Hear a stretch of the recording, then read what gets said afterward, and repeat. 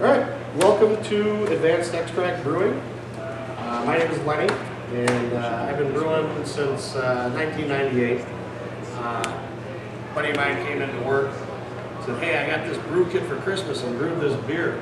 And I'm thinking, I don't want to drink your crappy beer. But, you know, what's that all about? You can't brew beer at home. And took it home. I stuck it in the refrigerator for, probably sat there for 2 weeks. Every day, Josh asked me, "Just try that beer, just try that beer." Yeah, I'm going to try it tomorrow. And when I finally did try it, it was, as a matter of fact, the Liberty Cream Ale. Not my favorite style in the world, but it was about 1,000% better than I thought it was going to be. You know, I had heard about other people's homebrew horror stories, and you know, didn't have a whole lot of confidence on the taste of it, but I was hooked, like many of you probably were the first time you tried it. And yeah, pretty much immediately went out and got all my brewing equipment and been brewing ever since. I've done probably, I don't know, 300-400 batches. I'm not sure at this point, but so like currently, you know, I started out like probably most of you did, doing just partial boil extract batches, you know, where you're boiling 3 to 3.5 gallons, topping it off to 5, bottling. Did that for a few years before I got sick of bottling and moved up to extracting. And right now I'm doing 10-gallon full boil partial mash batches. I haven't quite made the jump to all grain yet. But that's been a learning process in itself. But along the way, I've learned a lot about brewing. I've been working for Midwest in some capacity since probably 1998. I'm the guy that puts the catalog together. So I basically put this class together to you know, share a bunch of stuff that I've learned along the way. Now typically in this class I find a big variety of people at different skill levels. I've had people that haven't brewed any, I've had people that have been brewing like 8 or 9 years, like this gentleman here. So I just kind of like to get a feel for where everybody's at. That'll kind of direct where I'm going to go with the class. So if we got anybody in here that's never brewed, okay, good. So we've all got a couple under our belt. Who's brewed 10 to 20 batches? Okay. Anybody less than 10? Okay. Anybody over 100 batches? Mike Campbell, of course. You brew 100 batches last year, I bet. Okay. So at this point, are most of you bottling? Anybody moved to a kegging system yet? You have? You have? Good for you. It's a lot easier, isn't it? Well, for those of you who are still bottling, I'll give you a good trick. If you have a dishwasher with a sanitized cycle, you can use that to sanitize your bottles, which is a pretty cool thing. It's a lot easier than going through, you know, the bottle and soaking them and all that. And to do that, you just put some Be Bright in the dishwasher bin. Put the bottles in there the night before you're going to bottle. Close it up, make sure you run that sanitized cycle, and just leave the dishwasher closed until you're ready to bottle. And then just pull them out and you're ready to go. So if you got a dishwasher with a sanitized cycle, that'll make it a lot easier. Otherwise, I suggest you move to kegging. But not everybody has the room for that. All right, now I give you guys a handout, and I'll just touch on a lot of these subjects. Oh, sure. Anybody else want to do that one? Okay.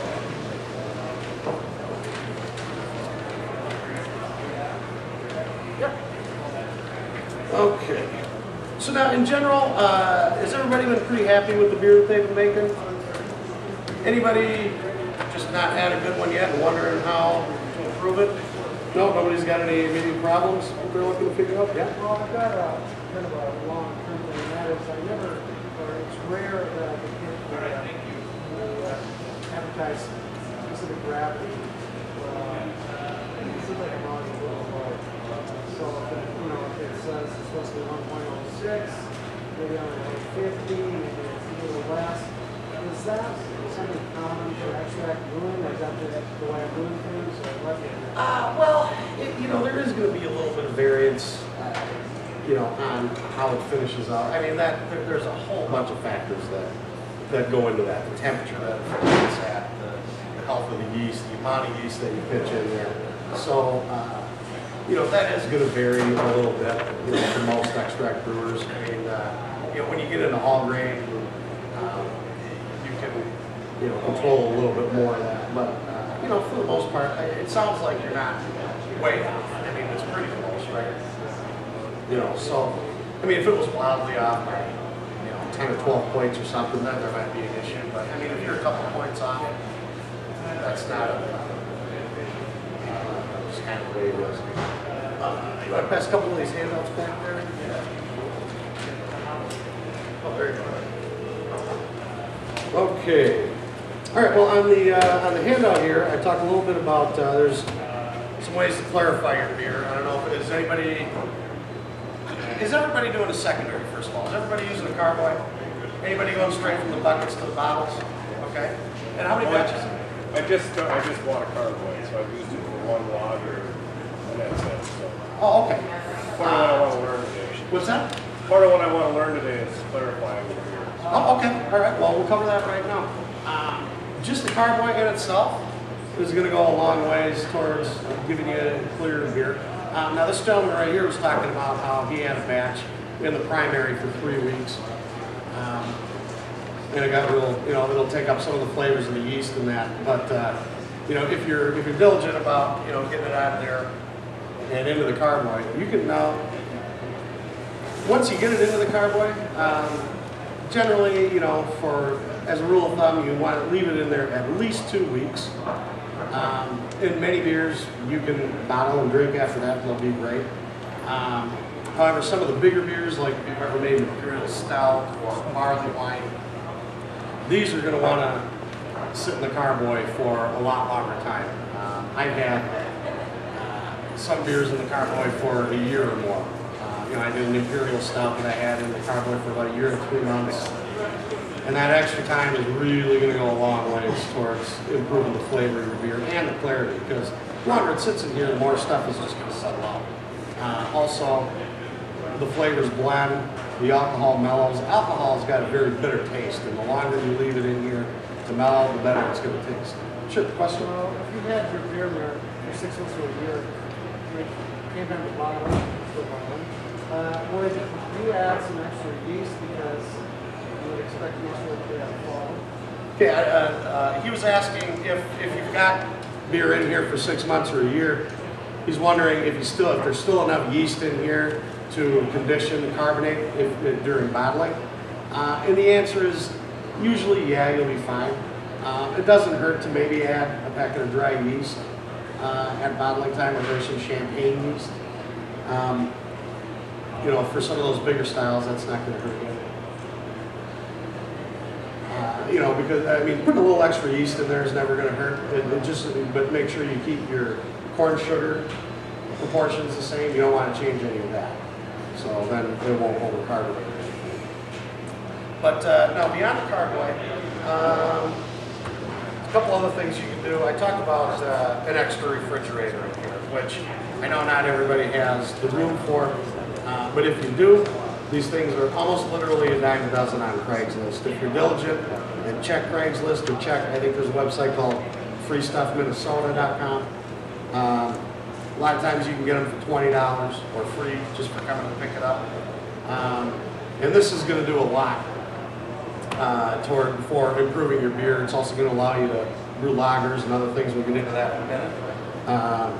But another way to get things to settle out of beer is they call it cold crashing. So if you take your carboy and put it in the refrigerator, hooked up to, we've got these thermostat controllers where you can dial in what temperature you want it at.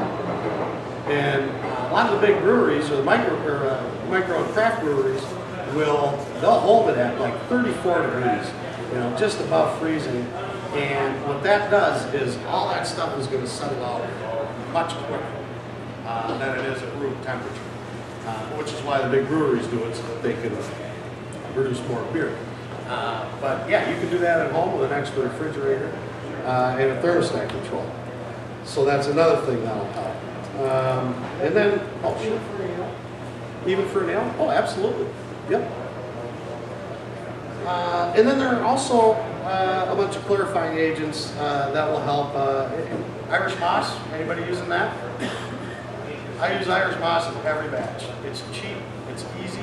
How it's used is you put a teaspoon in the boil with 15 minutes left. And what that does, I talk about it here, but it's a protein coagulation is what happens at the end of the boil. Basically, the proteins will bond to that Irish moss, and then it will settle out in the fermenter. So that goes a long way. I talk about a couple other clarifying agents here.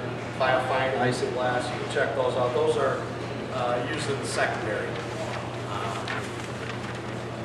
Let's see, and then wort chillers. Anybody not using a wort chiller?